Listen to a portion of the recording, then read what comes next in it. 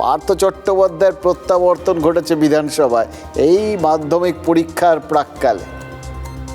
ফলে এই ঘটার মানে প্রত্যাবর্তন ঘটার যে ঘোষণাটা, এটা যখন এসে আমাদের সামনে হাজির হয়েছে এই রকম একটা মহান মুহূর্তে, তখন তো এইটুকুনিও জানার ইচ্ছে হতেই পারে যে মমতা বন্দ্যোপাধ্যায় নিজে কী ভাবছেন।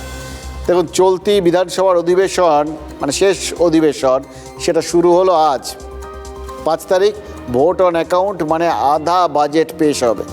আর সেই অধিবেশনে প্রত্যাবর্তনের দুটো পুরস্কার তো নিজের জন্য একদম পাকা করে ফেলেছেন রাজ্যের প্রাক্তন শিক্ষামন্ত্রী। এক, মন্ত্রী না থাকলেও তিনি বিধানসভার ওই দুটো কমিটিতে বিধায়ক হিসেবে থাকতে চলেছেন। আর 2, তিনি মন্ত্রী না থাকলেও মন্ত্রিসভার মাঝেই নাকি আসন পেতে চলেছেন। এবার কেউ যদি ভাবেন যে পার্থ চট্টোপাধ্যায় কেউ এখনও আগের মতোই গুরুত্ব দিচ্ছে নাকি তৃণমূল বা রাজ্য সরকার, এত মানে তাকে এখনও এই মন্ত্রীদের মধ্যে বসার ব্যবস্থা করে দেওয়া, এত গুরুত্ব দেওয়া কেন?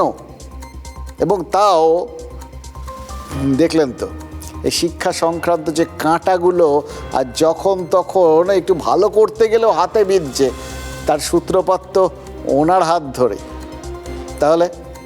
তাহলে তার জন্য এরকম স্পেশাল বন্দোবস্ত কেন? শুভেন্দু অধিকারী তো বলেই বসে আছেন যে পার্থ চট্টোপাধ্যায় শুধু বিধানসভার জায়গাটা ফিরে পাচ্ছেন না, আগামী নির্বাচনে নাকি টিকিটটাও পেতে চলেছেন।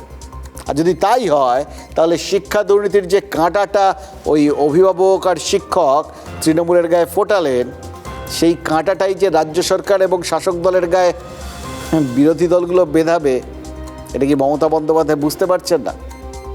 আচ্ছা, তার মতো অভিজ্ঞ নেত্রী কখনো সেটা হতে দেন? শুভেন্দু অধিকারী যতই বলুন যে পার্থ চট্টোপাধ্যায়কে তৃণমূল টিকিট দেবে, এটা বিশ্বাস করুন হজম হচ্ছে না।